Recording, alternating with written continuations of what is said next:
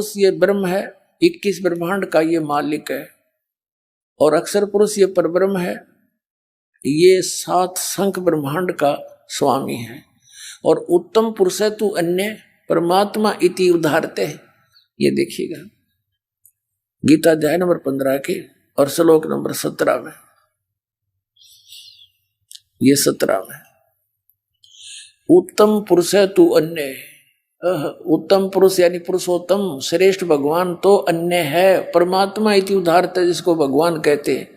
इन दोनों से सरपुरुष और अक्षर पुरुष से तो वो अन्य है, कोई और है। जो यहाँ देखिएगा उत्तम पुरुष तो अन्य ही है, इन दोनों से भी नारा है वो, जो तीनों लोकों में प्रवेश करके सबका धारण पोषण करता है। वो अविनाशी परमेश्वर परमात्मा कहा गया है। अपने आत्मा गीता ज्ञानदाता कहता है अर्जुन, यदि तूने मेरी शरण में रहना है तो युद्ध भी करना पड़ेगा। 8वें अध्याय के 5 और 7 श्लोक में गीता ज्ञानदाता कहता है कि तू युद्ध भी कर, मेरा स्मरण भी कर, मुझे प्राप्त होगा। लेकिन युद्ध, जहां युद्ध करना पड़े फिर वहां शांति नहीं हो सकती। इसलिए 8वें अध्याय के 8, 9, 10 श्लोक में कहा कि तू उस परमात्मा की भक्ति, परम अक्षर ब्रह्म की उत्तम पुरुष है, तू अन्य उसकी भक्ति करेगा तो उसको प्राप्त होगा। मेरी भक्ति करेगा तो मुझे प्राप्त होगा। लेकिन मेरी भक्ति करेगा तो युद्ध करना पड़ेगा, शांति नाम की चीज नहीं। 18वें अध्याय के 62वें श्लोक में कहा कि अर्जुन तू सर्वभाव से, गीता जी में कहा है कि सर्वभाव से उस परमेश्वर की शरण में जा, उसकी कृपा से तू परम शांति को और सनातन परम धाम को, सनातन यानी सबसे सदा का रहने वाला शाश्वत स्थान को प्राप्त होगा। 15वें अध्याय के 1 से लेकर 4 में ये स्पष्ट किया है कि ऊपर को जड़, नीचे को तीनों गुण रूपी शाखा वाला यह उल्टा लटका हुआ संसार रूपी वृक्ष है। और दो संत इसके सभी भाग बता देगा, तना कौन है, डार कौन है, शाखा कौन है और जड़ कौन है, कौन भगवान है। तो वो सवेदवित, वो तत्वदर्शी संत है। उसके पश्चात परमेश्वर के उस परम पद की खोज करनी चाहिए जहां जाने के बाद साधक कभी लौटकर संसार में नहीं आते। और जिस परमात्मा ने सभी ब्रह्मांडों की रचना की है, जो सबका उत्पादक है, और मैं उसी की शरण में हूं, उसी की भक्ति करनी चाहिए और किसी की नहीं। स्पष्ट हो गया। अब इनकी थोड़ी सी आयु बताते हैं। जैसे एक ब्रह्मा जी की मृत्यु कैसे होती है, इसका 1000 चतुर्युग का दिन, इतनी ही रात्रि। एक चतुर्युग में कितने वर्ष होते हैं? सतयुग, त्रेता, द्वापर और कलयुग, इन चारों का पीरियड मिलाकर 43,20,000 वर्ष होते हैं। इसको चतुर्युग बोलते हैं। ऐसे ऐसे 1000 वैसे तो 1008 होते हैं, लेकिन लंब संप मान कर चलते हैं, संख्या बहुत घनी हो जाती है। 1000 चतुर्युग का दिन ब्रह्मा जी का, 1000 चतुर्युग की रात्रि। ऐसे 30 दिन रात का महीना और 12 महीने का एक वर्ष हुआ, और 100 वर्ष की आयु है ब्रह्मा जी की। मृत्यु हुई। फिर इसके बाद विष्णु जी की ब्रह्मा जी से 7 गुना अधिक आयु है, तो 700 यानी इससे 7 गुना होगी, 700 वर्ष हो गए। उस प्रकार बने हुए वर्ष।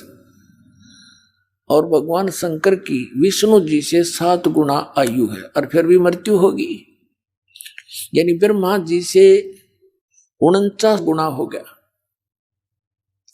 इतनी लंबी उम्र है और फिर भी मृत्यु होगी इसकी। इस प्रकार जो शंकर जी तमोगुण मरेंगे, ऐसे ऐसे 70,000 बार ये तमोगुण शंकर जी की मृत्यु हो लेगी। ये क्या करता है काल? जैसे ब्रह्मा की मृत्यु निश्चित, विष्णु की निश्चित, शिव की निश्चित, समय कितना ही हो, उससे पहले ये अपनी पत्नी दुर्गा के संयोग से उन्हीं ऊपर इसने 3 स्थान बना रखे हैं। एक रजोगुण प्रधान, एक सतोगुण प्रधान, एक तमोगुण प्रधान। जैसे एक मकान में 3 कक्ष हों, एक कक्ष के अंदर साधु संत फकीरों के चित्र लगे हों, दूसरे में अश्लील चित्र लगे हों, और तीसरे में देशभक्त शहीदों के चित्र लगे हों, तो जिस भी कक्ष में जैसे चित्र लगे हैं व्यक्ति का वहां वैसा ही मन बन जाता है, वैसी उसकी भावना जब तक उसमें रहेगा, उनके सब चित्रों को, उनको देखकर उनके गुणों को वैसा ही स्वभाव बन जाता है। तो ऐसे ही इसने ऊपर अपने ब्रह्मांड के ऊपरले स्थान पर एक गुप्त स्थान बना रखे हैं। तो वहां इसने ऐसे 3 स्थान बना रखे हैं। तो वहां दुर्गा को जब ये ब्रह्मा जी की उत्पत्ति करता है नए जीव की, तो दुर्गा को बना लेता है सावित्री रूप और स्वयं बन जाता है पंचमुखी ब्रह्मा।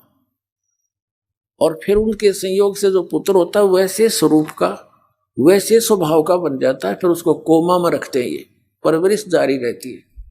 ब्रह्मा की मृत्यु होते ही युवा ब्रह्मा को एज इट इज रख देते हैं और फिर वो नए सिरे से काम संभाल लेता है। ऐसे ही विष्णु जी को तैयार करके रखते हैं। वो विष्णु मर जाता है, वो ब्रह्मा मर जाता है, वो शिव मर जाता है, वो आत्माएं 84 लाख योनियों में चली जाती हैं और नई अच्छी आत्माओं को, वो पुण्यात्माओं को वहां उन पदों पर फिर नियुक्त कर देता अपने पुत्रों के रूप, अपने इस व्यवस्था को बनाए रखने के लिए। तो 70,000 बार जब तमोगुण शिव की मृत्यु हो जाती है, तब एक ब्रह्मांड का पूरा विनाश हो जाता है। उस समय ये काल वहां बैठा होता है, इस काल की भी मृत्यु होती है, दुर्गा की भी मृत्यु होती है। सभी ब्रह्मांड में आग लग जाती है और सब जल जाता है। अब तत्व अपनी अपनी सतिथि में भिन्न भिन्न हो जाते हैं। फिर यहां से ये क्या ऑटोमेटिक सिस्टम बना रखा है परमात्मा ने इसके लिए। ये क्या करते हैं, इस ब्रह्मांड से सभी प्राणी ऊपर को उठ जाएंगे नू के नू, और ये यहाँ के जितना भी तत्व हो ये यहीं रह जाएगा, जो भी यहाँ इसका मटेरियल है ये ऊपर चले जाएंगे एकदम पूरी स्पीड से। वो दूसरे ब्रह्मांड में प्रवेश कर जाएंगे। एक सुराख है उसके अंदर से जाते हैं, जैसे चीट खकाट उठे कण जाते हैं। आप कभी प्रकाश की रोशनी में देखते हो ऐसे, तो ऐसे जाते हैं ऊपर को। तो दूसरे ब्रह्मांड में जाते ही ये अन्य प्राणी अचेत हो जाते हैं। और ऐसी सिस्टम बना रखा परमात्मा ने, दुर्गा और इस काल के दोनों के युवा शरीर बन जाते हैं, नए शरीर बन जाते हैं। तो ये फिर अपने संयोग से, अपने वचन से, कुछ अपने मैथुन क्रिया से पुनः फिर दूसरे ब्रह्मांड में सृष्टि रचते हैं और फिर इसी प्रक्रिया से धीरे धीरे वहाँ पूरा फैल जाता है। तब तक अरबों और खरबों वर्षों के बाद नंबर आता है दूसरे ब्रह्मांड का। तब तक इसके अंदर जो भी मटेरियल है एजिटिज रहता है, फिर वो धीरे धीरे प्रकृति के नियम से अपने आप ये सब बनते चले जाते हैं। पृथ्वी बनती है, फिर उसको प्रसारी व्यवस्था बनती है। ये इन पर ये वैज्ञानिक माथापच्ची करते रहते हैं, ये धातु ज्ञान के आसपास भी नहीं पहुंच सकते। तो फिर क्या होता है, इस प्रकार इनकी मृत्यु होती है। तो ये जब 70 ऐसे जो 70,000 बार तमोगुण शिव की मृत्यु के बाद जो एक ब्रह्म मरा, सरपुरुष की मृत्यु हुई, ये एक युग माना जाता है। किसका? अक्षर पुरुष का। अक्षर पुरुष का एक युग हो गया। और ऐसे ऐसे 1000 युग का उस अक्षर पुरुष का दिन, इतनी ही रात्रि, और ऐसे 30 दिन रात का एक महीना, और 12 महीने का उसका एक वर्ष, और 100 वर्ष की आयु उस अक्षर पुरुष की, उसकी भी मृत्यु। अब देखो पुण्यात्मा हो, कितनी लंबी उम्र है उस अक्षर पुरुष की। अपने पास कोई कैलकुलेशन नहीं, सिर्फ इस प्रकार ही ये इसको काउंट किया जा सकता है जैसे दास आपको बता रहा। और फिर उसकी भी मृत्यु। तो यहां बताते हैं आदरणीय गरीबदास साहिब जी, परमात्मा कबीर जी से प्राप्त ज्ञान के आधार से, एती उम्र बुलंद मरेगा अंतरे, क्योंकि कोई सतगुरु लगे न कान न भेटे वो संतरे। इतनी लंबी भी आयु आपकी हो जाएगी तो भी अंत में मृत्यु होगी। ऐसा क्यों हो रहा है? क्योंकि सतगुरु लगे न कान, यानी सतगुरु के वाणी तेरे कान नाम पड़ी नहीं, और ना भेंटे वो संत रे। अब जैसे आप भक्त हैं, आप संत हैं, साधु हैं, साधु से जो सीधा चले और भक्ति करे भगवान की, तो आपकी संपर्क में जो व्यक्ति आएगा समाज का,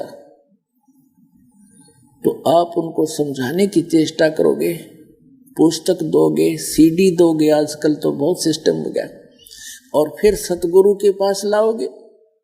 तो यहाँ परमात्मा कहते हैं कि जो इतनी लंबी उम्र भी प्राप्त हो जाती है, सतगुरु नहीं मिलते हैं, क्योंकि उनकी होती है जिनको किसी भी युग में आप जैसे पुण्यात्मा नहीं मिले जो उनको ये कह सके कि भाई तत्व ज्ञान तो वहां मिलता है, सतगुरु आए हुए हैं, चलो आपको उपदेश दिलाते हैं। तो तब तक वो इतनी लंबी उम्र प्राप्त करके भी अंत में जन्म और मृत्यु के दीर्घ रोग में ग्रस्त रहे। तो परमात्मा क्या बताते हैं? जग सारा रोगिया रे, जिन सतगुरु वेद न जान्या, जग सारा रोगिया रे, जग सारा रोगिया रे, जिन सतगुरु वेद न जान्या, जग सारा रोगिया रे। भाई जन्म मरण का रोग लगा है या तृष्णा बढ़ी खांसी, आवागमन की डोर गले में या पड़ी काल की फांसी, जग सारा रोगिया रे, जिन सतगुरु वेद न जान्या, जग सारा रोगिया रे। अब फिर क्या बताते हैं? भाई सच्चा सतगुरु कोई है न पूजे, इन झूठों जगपतियासी। सच्चा सतगुरु कोई न पूजे, इन झूठों जगपतियासी। अंधे की वहां गई अंधे ने, ये मार्ग कौन बतासी, जग सारा रोगिया रे, जिन सतगुरु वेद न जान्या, जग सारा रोगिया रे। भाई देखा देखी गुरु से बन गए, किया ना तत्व विचारा। देखा देखी गुरु से बन गए, किया ना तत्व विचारा।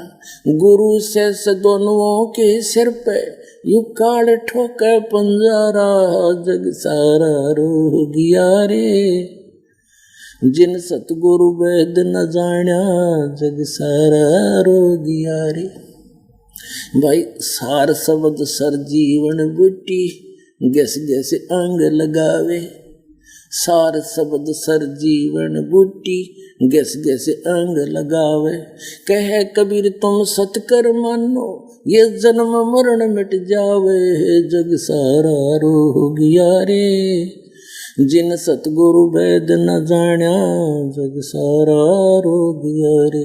अब कहते हैं अंधे की बाँ और गई अंधे ने, मार्ग कौन बतासी। सच्चा सतगुरु कोई ना पूजे, झूठा जगपतियासी। और देखा देखी गुरु शिष्य बन गए, किया ना तत्व विचारा। और गुरु शिष्य दोनों आके सिर पर काल ठोक पंजारा। दोनों आंध गड़ेगा गुरु ने भी और चेल्या ने भी। चेले कहाँ जाएंगे बेचारे। अब दिखाता हूँ झूठे गुरु, सच्चा गुरु। अपने आत्मा समस्या क्या है हमारे सामने कि हमारे हिंदू धर्म के धर्मगुरुओं ने, हिंदू धर्म के धर्मगुरु आचार्य और शंकराचार्य ब्राह्मणों को, मंडलेश्वरों को, ऋषि में ऋषियों को अपने सदग्रंथों का ज्ञान नहीं। और कबीर पंथी कलावें ये काल के दूत, इनको परमेश्वर की वाणी का ज्ञान नहीं। तो ये झूठे गुरु थे। इनमें से एक झलक दिखाते हैं श्री मधु परमहंस जी, जो सबकी छुट्टी दिवा रहा था। अब जो वस्तु मेरे पास है इस ब्रह्मांड में नहीं किसी के पास, इसके पास के है, ला दिखाऊं, थोड़ा सा झलक दिखाता हूँ इन झूठे गुरुओं की, ये देखिएगा। एक पुस्तक है अनुराग सागर की वाणी, ये इनके प्रवचन है श्री मधु परमहंस जी के। साहिब बंदगी इनका कोड वर्ड है, नारा है।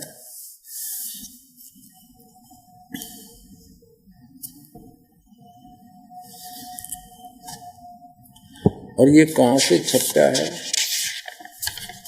कौन ये है, इसके लेखक समझ लो ये हैं सतगुरु मधु परमहंस जी इस पुस्तक के।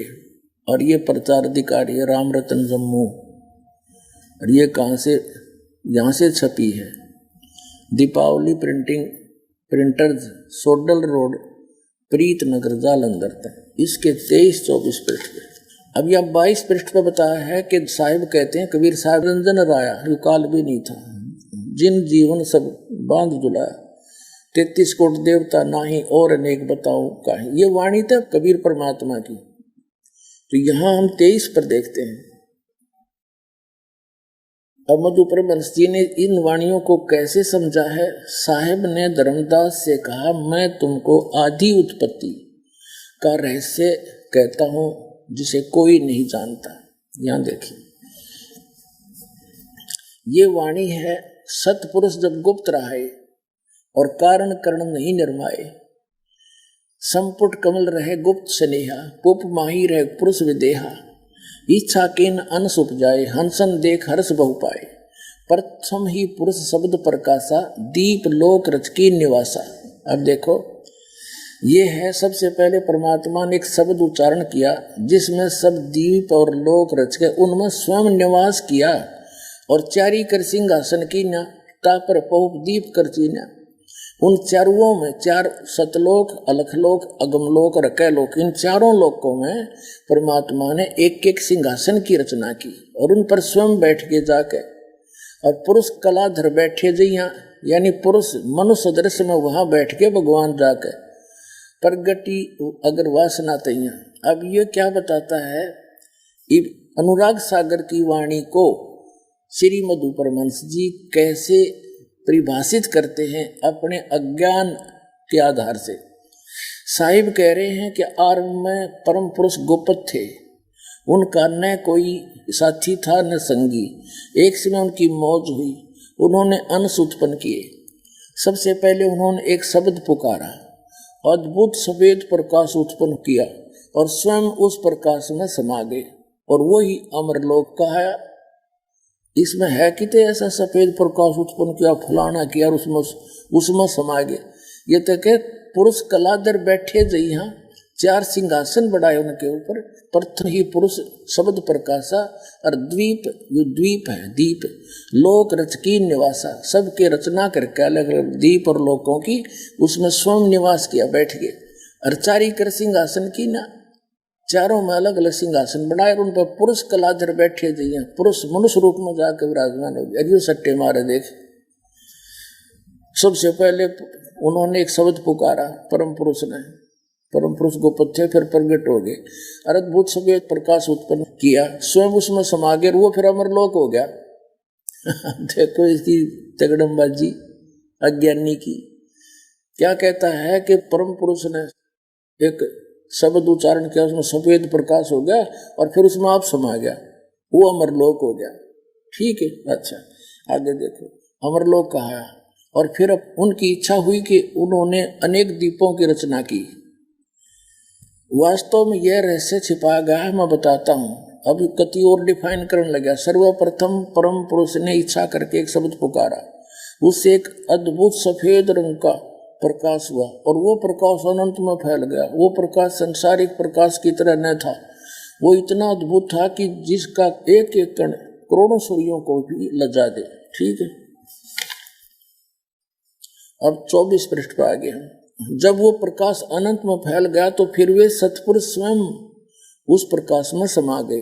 अब वो प्रकाश चेतन हो गया, जीवित हो गया। पहले मरा हुआ था, फिर वो जीवित हो गया। ठीक, जिस प्रकार आत्मा के शरीर में आने से शरीर चेतन हो जाता है, उसी प्रकार वो प्रकाश भी जीवित हो उठा। प्रकाश में आने से पहले वे सतपुरुष गुप्त थे, जबकि प्रकाश में आकर वे सतपुरुष कहलाए।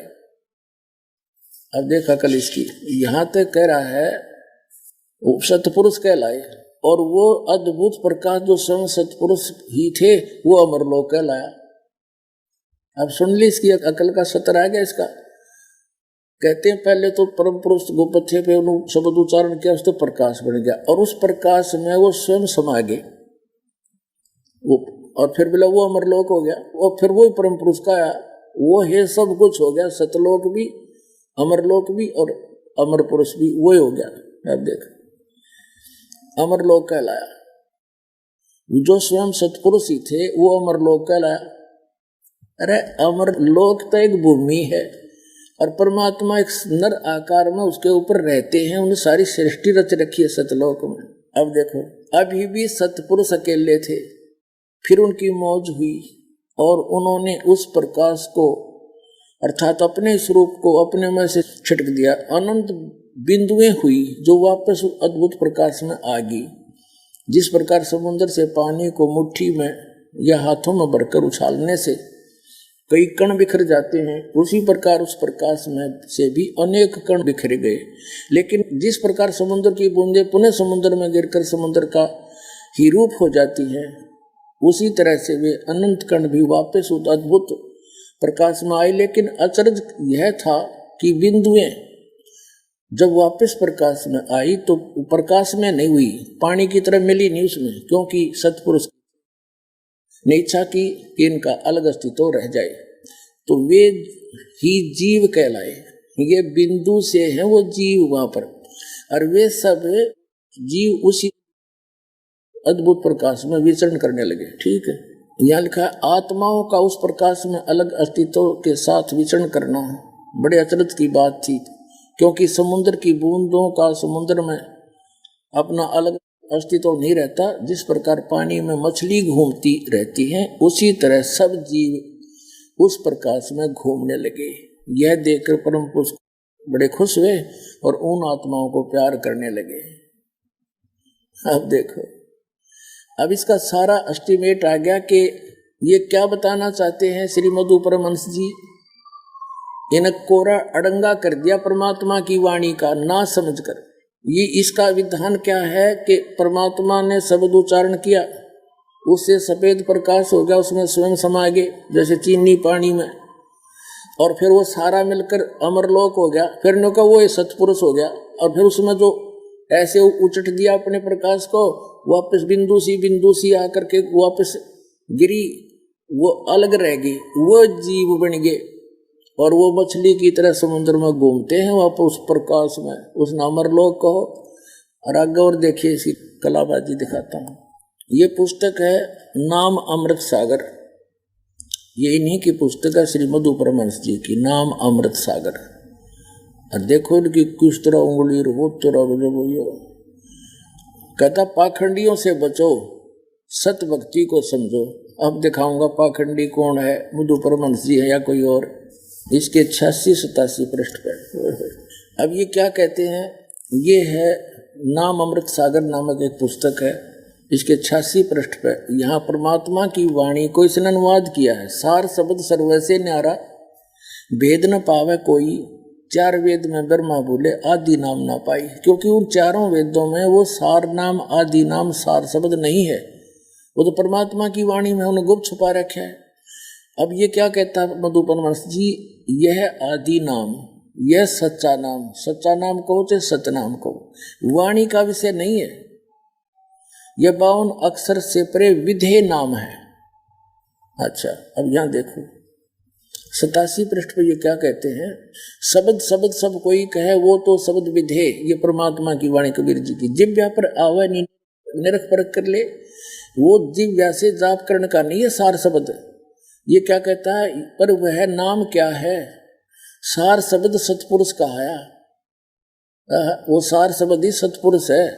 गुरु नाम देते समय मालिक दे देता है, गुरु अपनी सुरती में परमात्मा सता लाकर दे देता, यही नाम है। अब आगे दिखाता हूँ भक्ति के चोर पे। ये देखो ये सब ने भक्ति का चोर बतावे, और अब दिखावांगे चोर खुद है या कोई और तरह के जब विरोध मस्तार रखा था कति। ये इनकी पुस्तक है इसके लेखक भी यही हैं, भक्ति के चोर के। भक्ति का चोर है, भक्ति के चोर का लेखक। प्रचार अधिकारी राम रतन जम्मू, और ये वहीं से प्रिंटेड है, दीपावली प्रिंटर, सोडल रोड, प्रीत नगर, जालंधर से। इसके पृष्ठ नंबर 59 पर ले चलते हैं आपको। ये है साहिब के चोर, ये 59 पृष्ठ पे। ये क्या कहता है, जिस अमरलोक की बात साहिब ने की है वो 3 लोक से न्यारा देश है। अमरलोक क्या है, वो परम पुरुष, वो सर्वशक्तिमान खुद ही अमरलोक है। आगे इसका ओढ़े। अब क्या कहता है कि वो परम पुरुष, वो सर्वशक्तिमान खुद ही अमरलोक है। अब जो दास ने इसके लिटरेचर दिखाए हैं, इसका सारा का सारांश के बन गया।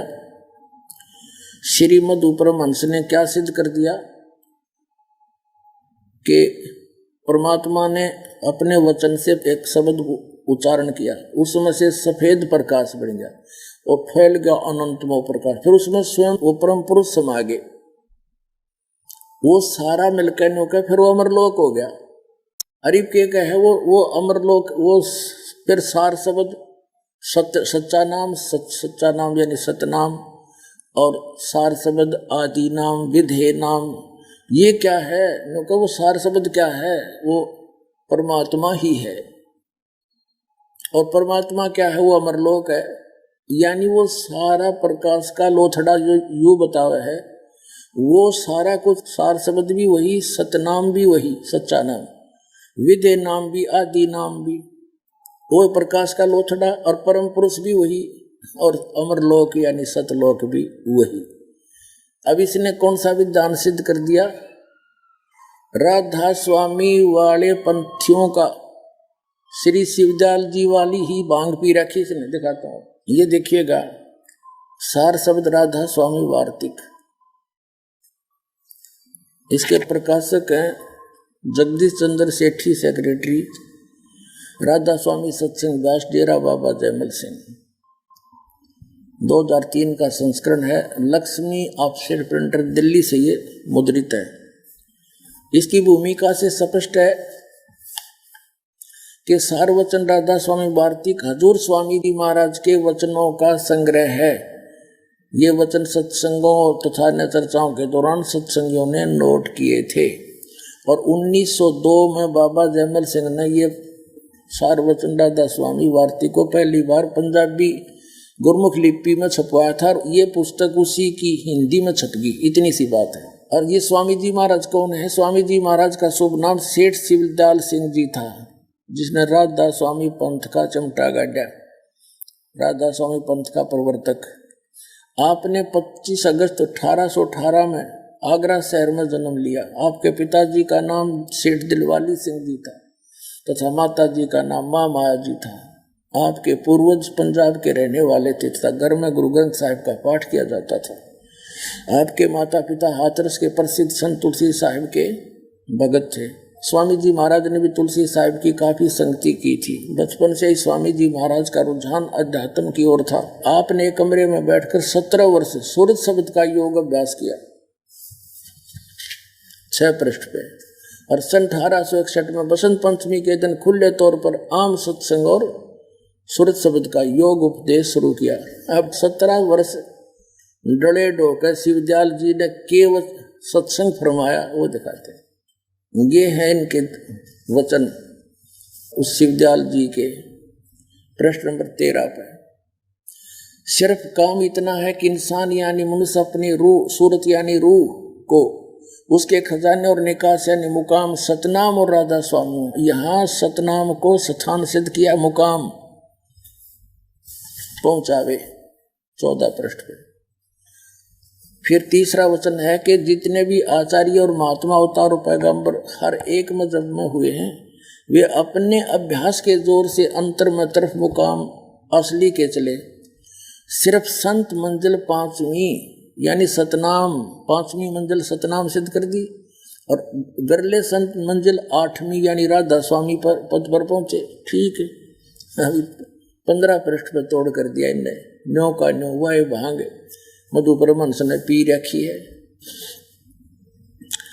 अब चौथा वचन है, अब समझना चाहिए कि राधा स्वामी पद सबसे ऊंचा स्थान है, मुकाम है, और यही नाम कुल मालिक और सच्चे साहिब और सच्चे खुदा का है। और इस मुकाम से 2 स्थान नीचे, राधा स्वामी स्थान से 2 स्थान नीचे सतनाम का मुकाम है। अरे भले आदमियों, स्थान का स्थान हो गया, मुकाम भी स्थान, और सतनाम को तुम यहाँ स्थान सिद्ध कर ही चुके हो कि मंजिल 5वीं पे यानी सतनाम पे, और वहाँ पीछे मुकाम, और ये मंजिल माने स्थान, ये कह रहे हैं हीरा मंजिल माने स्थान। अब यहाँ फिर आते हम गढ़ा नहीं पड़ते, इनकी बतेरी हिंदी कर रखी है। अब कहते हैं इस मुकाम से राधा स्वामी स्थान से 2 स्थान नीचे, स्थान से 2 स्थान नीचे स्थान का स्थान है, सतनाम का स्थान मुकाम है स्थान, जिसको इस सतनाम को आगे परिभाषित किया है शिवदयाल जी ने। इस सतनाम को क्या क्या डिफाइन किया है संतों ने? सतलोक सतनाम, सचखंड सतनाम, और सार शब्द सतशब्द, और सतनाम और सतपुरुष करके बयान किया है। वारे देवताओं, कर दिया कल्याण जीव का तुमने।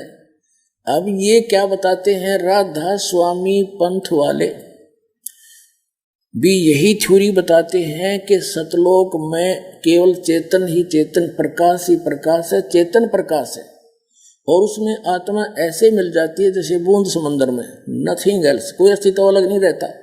इस मधु परमहंस जी ने थोड़ी सी चतुरता दिखाई है कि वो जो प्रकाश के कण बने थे उछालने से, वो बिंदु सी आत्मा बढ़ गई, जीव बन गए, और वो चेतन प्रकाश उसने सार शब्द कहा है उसी को, सच्चा शब्द उसी को, सार नाम सतनाम आदि नाम, अमरलोक और अमर पुरुष भी उसी को बताया, उस प्रकाश के ही पुंज को। श्री मधु परमहंस जी ने उस प्रकाश के पुंज में, जिसने वो अमरलोक भी कहता है उसी को अमर पुरुष भी कहता है, सतपुरुष भी कहता है, उसी को सार शब्द भी कहा है, उसमें ऐसे घूमती जैसे बिंदु बिंदु सी जीव वहां ऐसी स्थिति बताता है।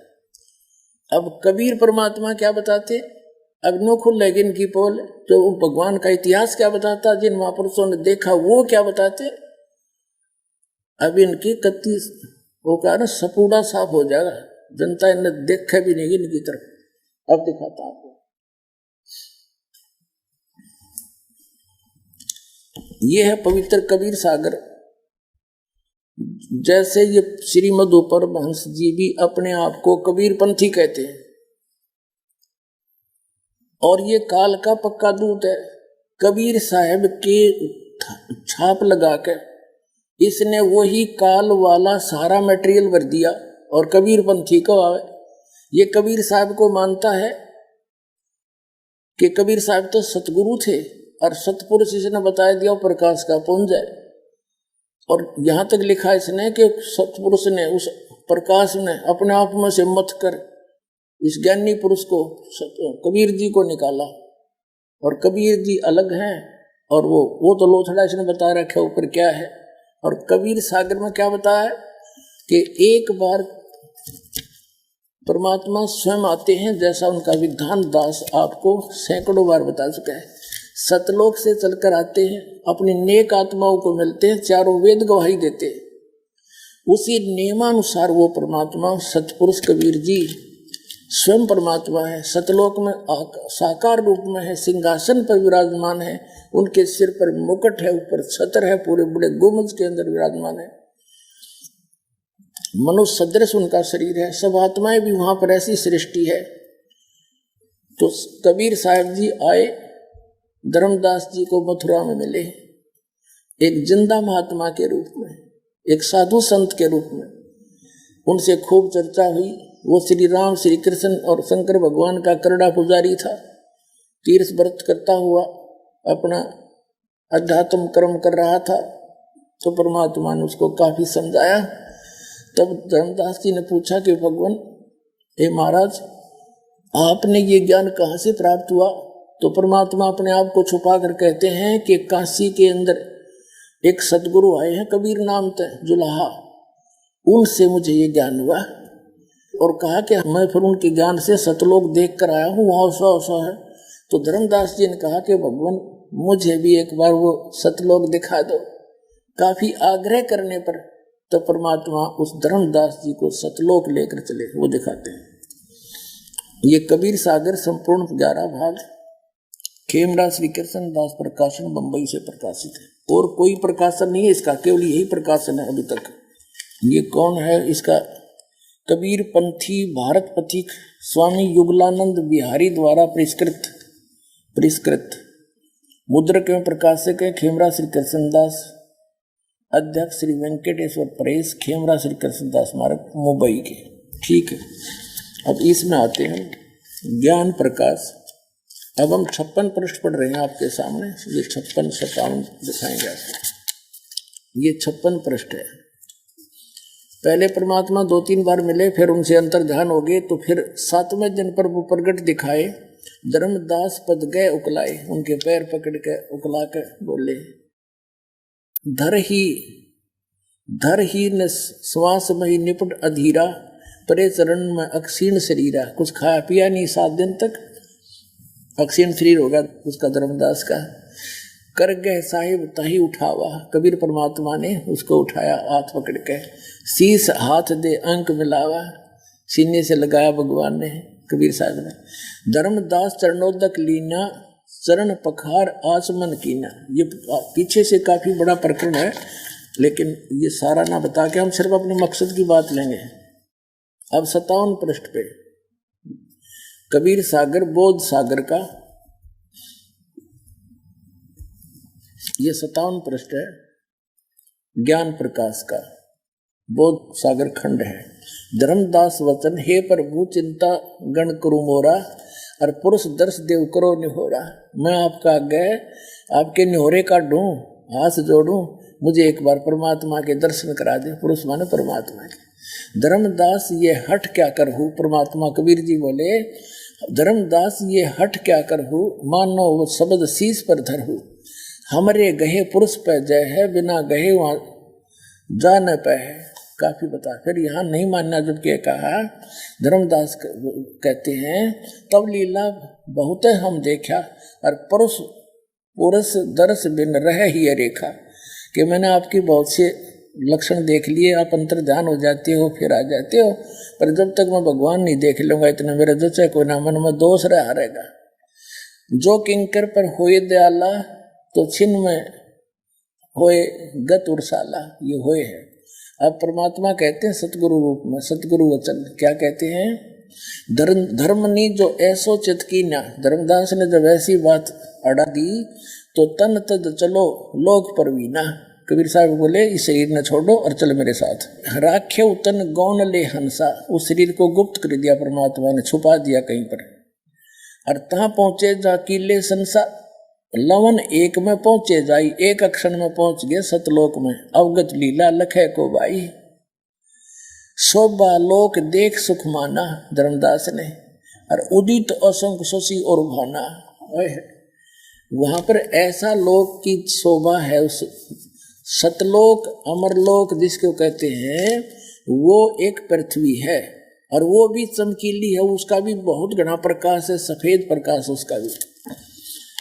और वहां क्या किया परमात्मा ने, जब सतलोक में पहुंचे तो वहां साधु रूप में गए थे नीचे से। वहां जो द्वारपाल था परमात्मा का, गेट कीपर, उससे कहा कि भाई ये एक आत्मा आया है यहाँ पर नीचे से, और इसको परमात्मा के दर्शन करवा दो। द्वारपाल ने अन्य को बुलाया, वहाँ के जो हंस रहते हैं, पुण्यात्मा रहते हैं, मनुष्य शरीर में है, वहाँ पर नर और नारी रूप में है, और उनसे कहा कि जाओ इस प्यारी आत्मा को भगवान के दर्शन करा के लाओ। उनकी सभी वर्णन कर रखा कबीर सागर में धर्मदास जी ने।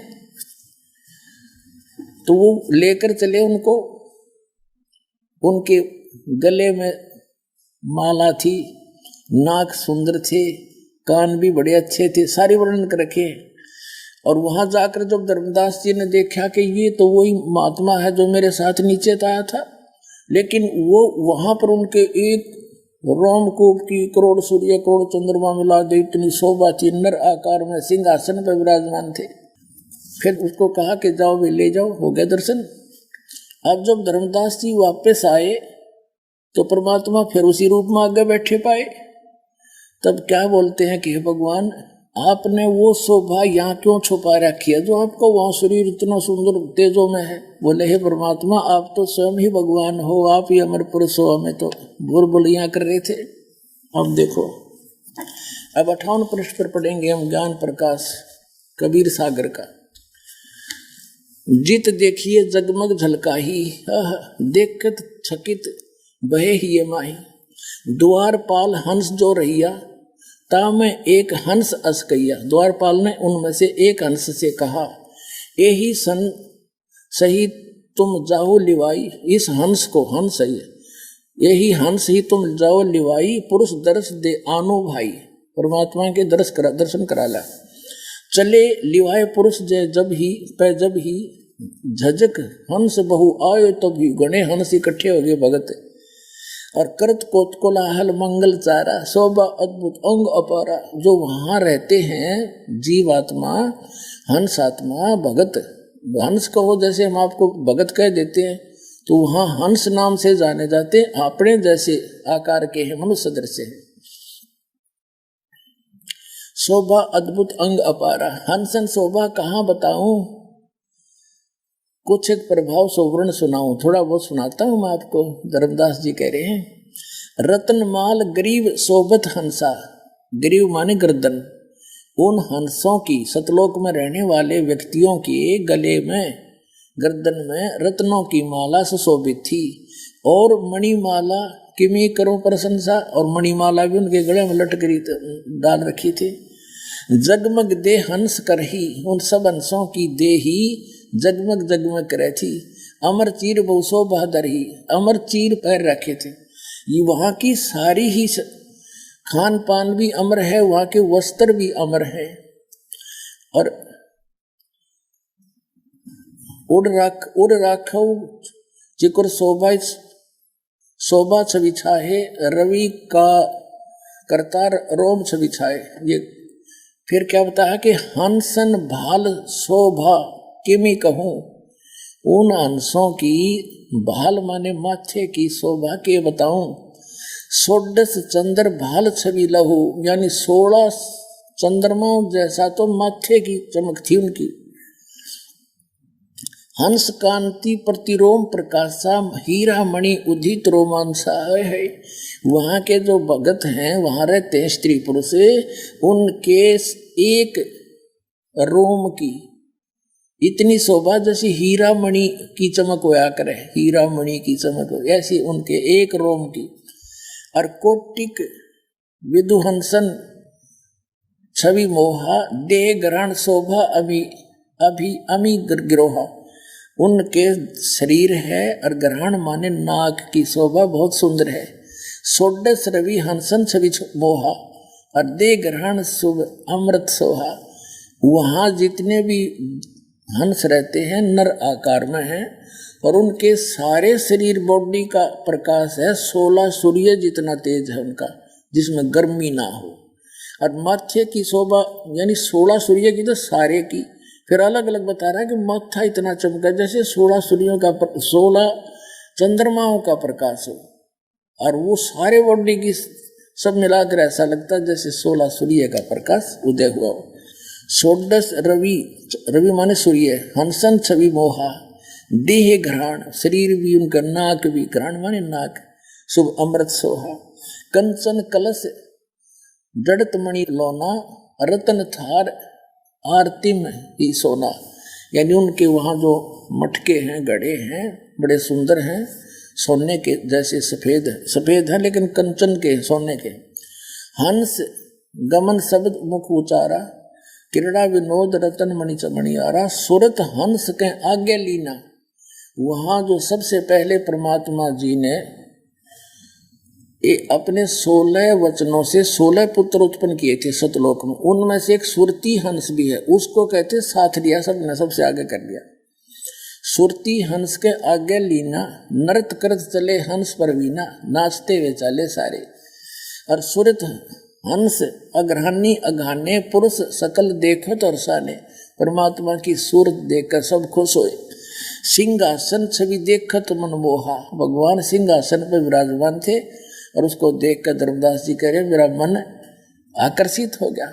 अद्भुत अमित कला तन सोहा, शरीर का कितना सुंदर शरीर था।